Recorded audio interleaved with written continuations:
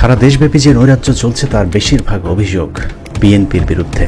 সময় পাল্টেছে, কিন্তু বিএনপির কতিপয় নেতা সময়ের সাথে একটু বদলায়নি। বিএনপিতে এখন চাঁদাবাজদের জয় জয়কার। চাঁদাবাজেরাই এখন বিএনপিকে সামনে থেকে নেতৃত্ব দিচ্ছে।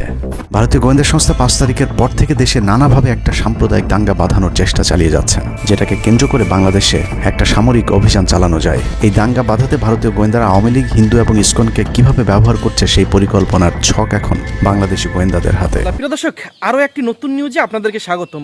বর্তমান বাংলাদেশের রাজনৈতিক সর্বশেষ যেই পরিস্থিতি তৈরি হয়েছে তারই ধারাবাহিকতায় বেশ কিছু আপডেট নিয়ে, বেশ কিছু ভিডিও নিয়ে হাজির হয়েছি। দর্শক, ভিডিওগুলো না দেখলে মিস করবেন। এখানে সাংবাদিক ইলিয়াসুর রহমান বেশ কিছু গোমর ফাঁস করেছে, বিএনপির ডক্টর ইউনূসের সকলের বেশ কিছু গোমর ফাঁস করেছে, যেগুলো দেখলে আপনার চোখ কপালে উঠে যাইবে।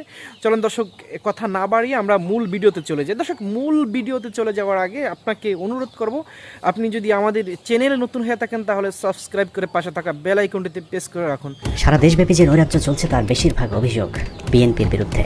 সময় পাল্টেছে, কিন্তু বিএনপির কতিপয় নেতা সময়ের সাথে একটু বদলায়নি। বিএনপিতে এখন চাঁদাবাজদের জয় জয়কার। চাঁদাবাজেরাই এখন বিএনপিকে সামনে থেকে নেতৃত্ব দিচ্ছে। মানুষের চাওয়াকে অগ্রাহ্য করে স্বৈরাচার রূপে আবির্ভূত হয়েছে বিএনপির একটি অংশ। অথচ কে বলবে এই তো কদিন আগেই তারা স্বৈরাচারের বিরুদ্ধে রক্ত দিয়েছে।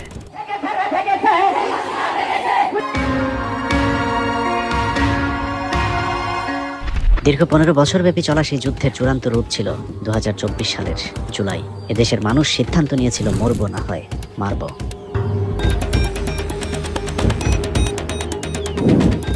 বাঁচা মরার সেই যুদ্ধে আমাদের জয় হয়েছে, কিন্তু প্রস্তুতিহীন যুদ্ধ জয়ের পর আবারও স্বপ্নভঙ্গ। পরাজিত শক্তি দেশ ছেড়ে পালালেও তাদের দেখানো পথেই চলছে দেশ।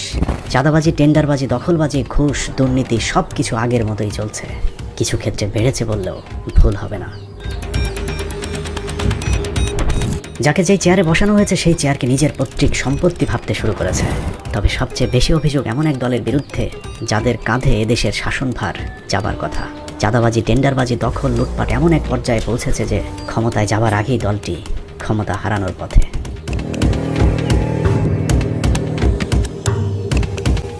সারা দেশব্যাপী যে নৈরাজ্য চলছে তার বেশিরভাগ অভিযোগ বিএনপির বিরুদ্ধে।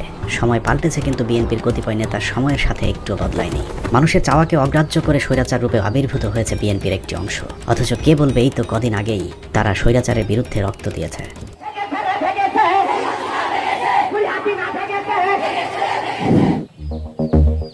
যারা রাজপথে থেকে জনগণের পক্ষে কথা বলেছে তারাই আজ দলের ভেতর কোণঠাসা। বিএনপিতে এখন চাঁদাবাজদের